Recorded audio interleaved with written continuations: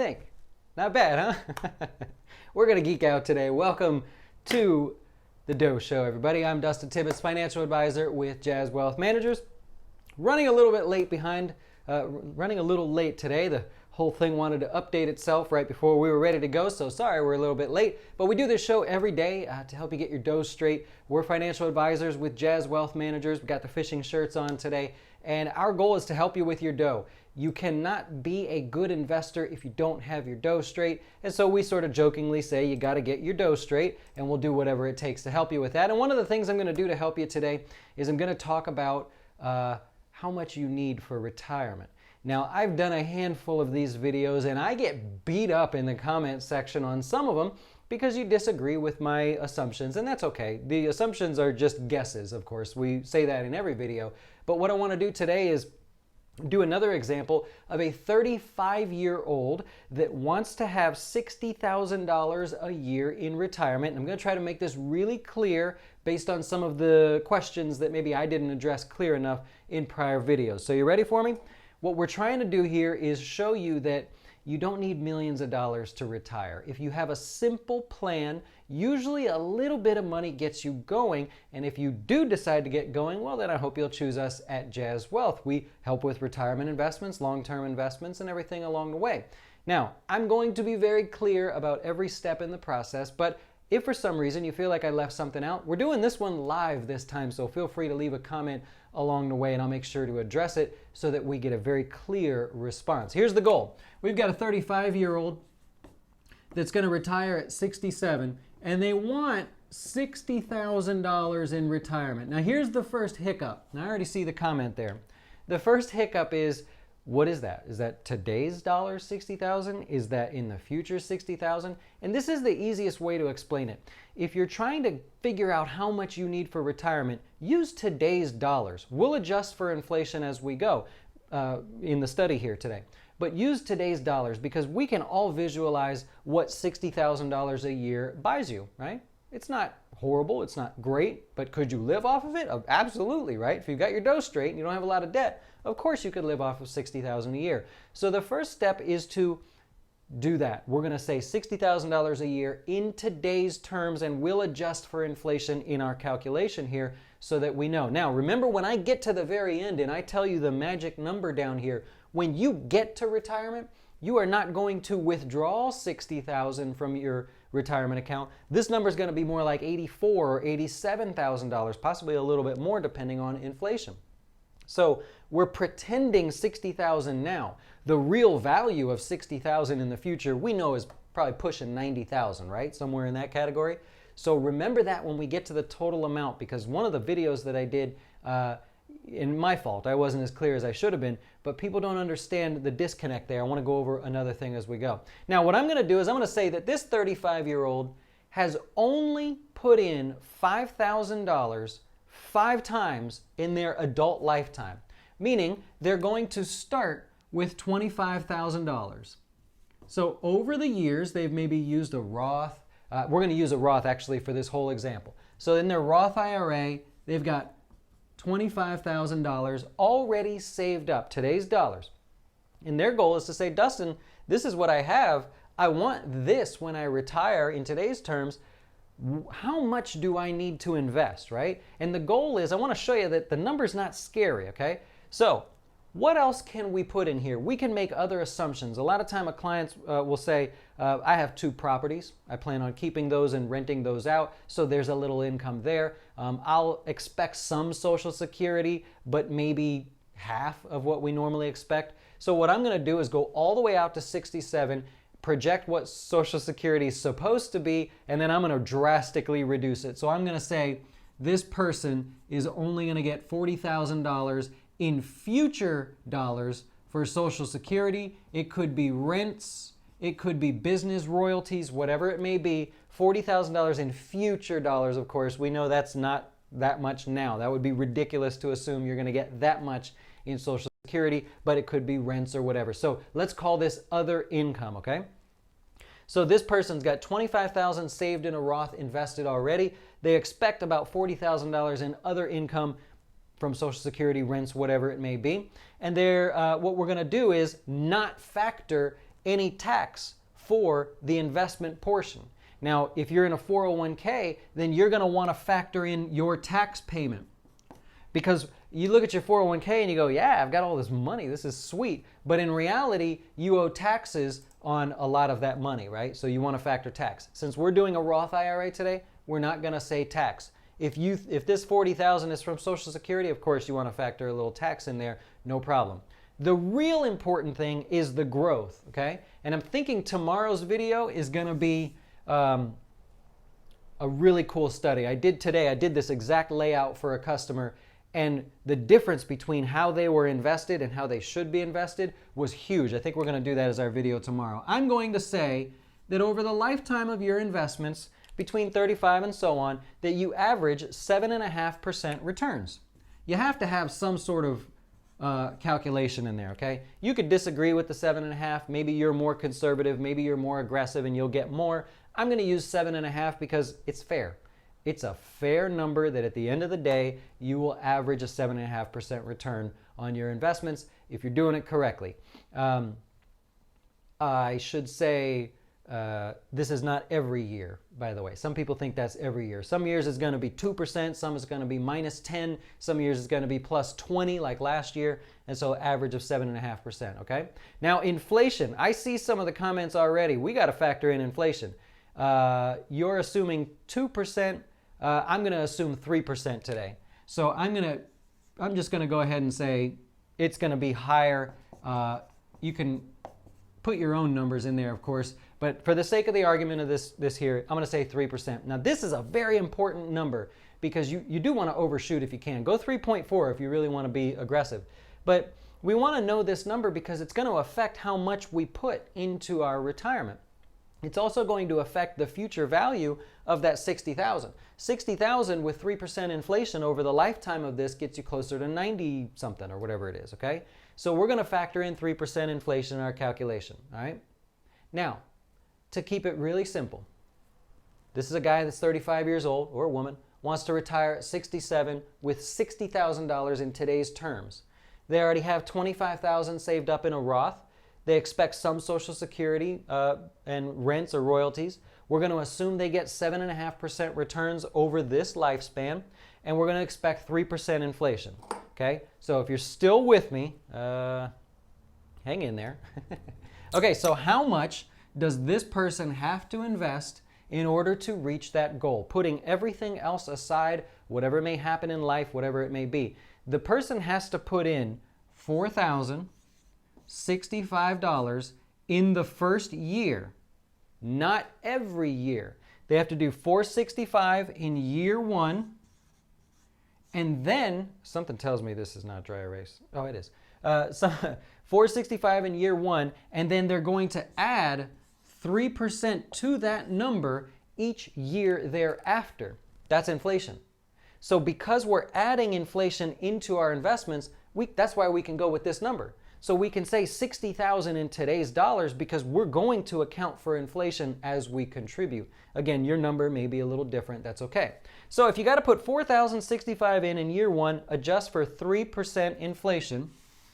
Oh, it's not, is it? What is this marker? This is a weird marker. So here's what we're going to say. You got $4,065. Break that down by each week. So every week you're going to put in $78. That doesn't sound so bad now, does it? If you're like one of those that's on the fence about investing, or you had an account, maybe you're this guy. You had $25,000 sitting in a Roth and you're like, I just haven't done anything with it. I haven't contributed to it. $78 a week is the way to think about it. We'll always suggest you do weekly contributions over the monthly. It makes more work for us. We don't mind. We actually do invest for every account. It's not some robot or anything. So $78 a week is the way to go. Now here's what happens. You're going to add 3% each year. You're going to bump that up by 3%, a couple dollars, really, right? Here's what's going to happen. Now, this part people get tripped up on, so let's be clear. You will have put in a total of $273,000. That doesn't matter. Let's not even go there. At the end of the game, when all of this is factored in and you've done your part, you're going to end up with about $985,500. Okay? That's the total amount. with inflation. That's in the future. When you get to 67, that's your magic number. Now you go, wait a minute, Dustin. If we take $60,000 out, let's say we live to be 87. Okay? This is where, if you look at that $28 a week video, some people get really frustrated by this one. It's just basic math or compound interest math here, but it's okay. $60,000. If I took that out each year for 20 years, is that not $1.2 million? First of all, the answer is yes. But remember, it's not $60,000. It's more like 85. So let's say in the future, it's 85,000. I'm sorry, I didn't do this exact number, so I don't know for sure what that number is, but I'm going to guess somewhere around 85. Wait a minute, Dustin. Let's just say we do that for 20 years. Is that not $1.7 million? I only got 985. So I get a lot of the comments that go, you idiot, so much money times 20 years to get to 87 is this number, not this number. Of course I know that, right? So I try to kindly say, yes, but you're not factoring in the growth in retirement. When you get to 67 years old and this is your balance, all things equal, man, you did a good job, you did everything you're supposed to do, you get to 67 years old, you're not going to pull all of that out in one shot. Everybody forgets that this money grows in retirement. So maybe the growth in our calculation is 5.5%. So if we could just go, I don't know, let's assume 5.5% growth.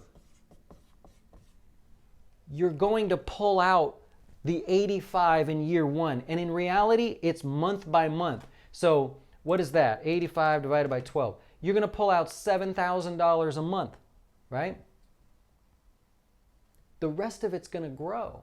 You're going to average return on that. So in year 68, 69, 70, and so on, you're pulling the money out slowly. Let the rest of it grow. Everybody assumes that when you get to the magic age, you pull it out. Believe it or not, I have customers that think, and we've cleared this up, but they think that when you hit retirement, you are now forced to take the entire amount out and go retire. Not true. Let it grow even at a slower rate. You could even use like 3%, 4%, something really, really conservative here, and then run the math that way. If you do a 5.5% return, you're going to die before you run out of money, okay? So I really, really wanted to address that one there as well. So hopefully that helps you guys out there. I see you guys putting some money, some different calculations in there. I love it. I love it. I wish this thing had a calculator built in. 60,000 in today's money. Yes, Kevin, it's 60,000 in today's money. Of course, we've cleared that up. I see now that you know. I don't have any golf shirts actually.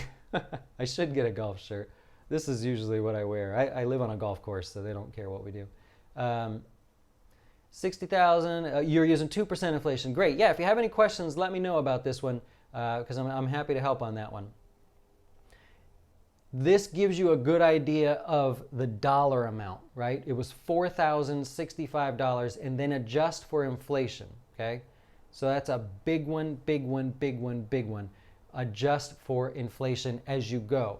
Because most advisors are going to say, well, you're going to need $270,000 in the future.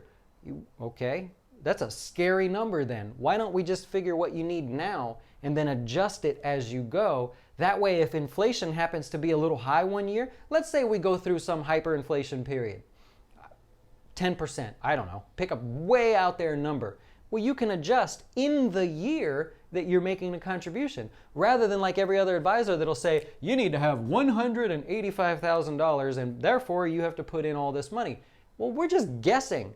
Don't guess on inflation up front. Guess on inflation as you go. Well, you don't have to guess. You'd actually see the numbers as you go. So, all right.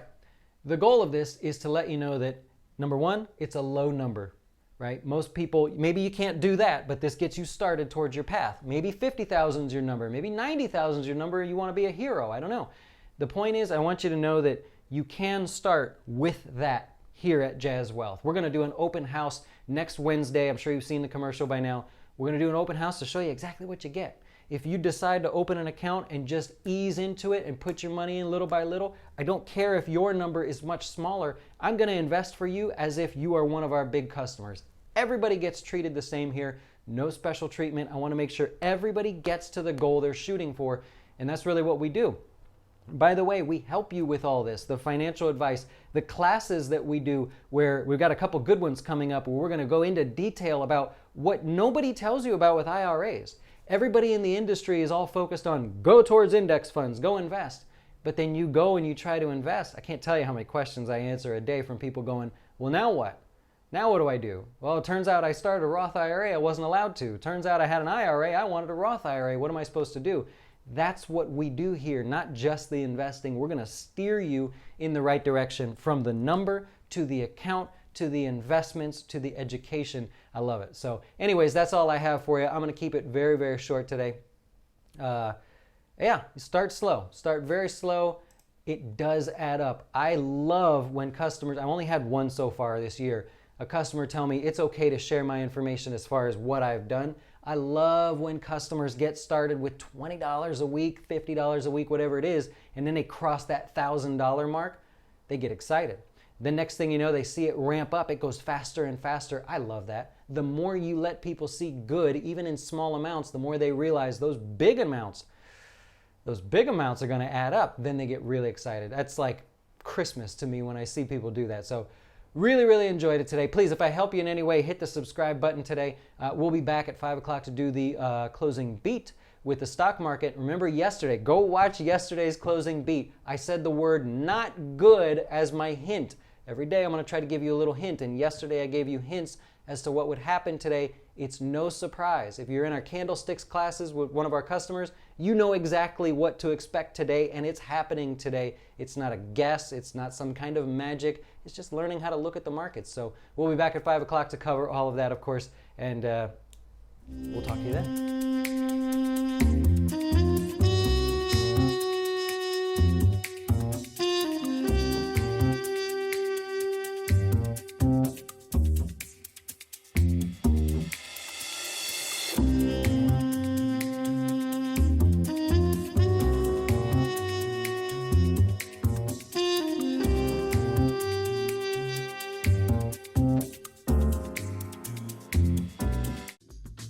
Hey, wait! Before you go watch one of our other great videos, have you had a chance to see our new Fin Tips videos? They focus on one topic at a time, covering investing, personal finance, and anything that can quickly help you with your dough. Best of all, we'll keep it real short, because we know time is money.